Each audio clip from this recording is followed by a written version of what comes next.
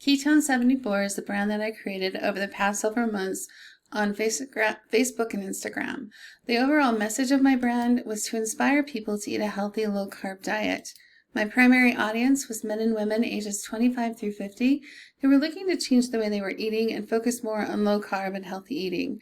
My secondary audience were men and women ages 25 through 50 who wanted quick, easy recipes. My early posts, while they were in line with what my brand was about, they really didn't capture the heart or the essence of it. They felt cold and sterile, and they weren't getting any traction online. I knew I needed to change what I was doing. So, just like in life, on social media, you eat with your eyes first. I knew I needed to change the way that I was creating my post, and I began with a simple wooden cutting board background. And from there, I photographed food, whether it was raw ingredients or completed recipes. I also added hashtags and titles to help draw viewers in. One of my most successful posts was my omelet post. This image says everything. It's bright, it's colorful, it's engaging, it drew people in, and it tells you everything you need to know to make a great omelet. The most successful thing I did for this project was my video.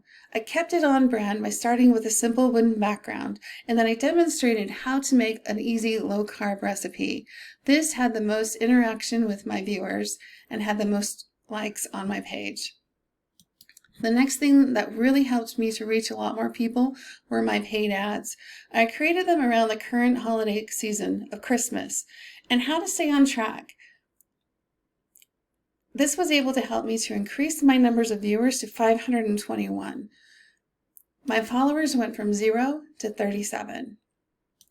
Over the course of this project, I've learned a lot about the importance of posting several times a week and keeping on brand and creating posts that are bright, engaging, and posts that people want to stop on and see what your brand is all about. Social media is about being engaged with your viewers and staying on brand.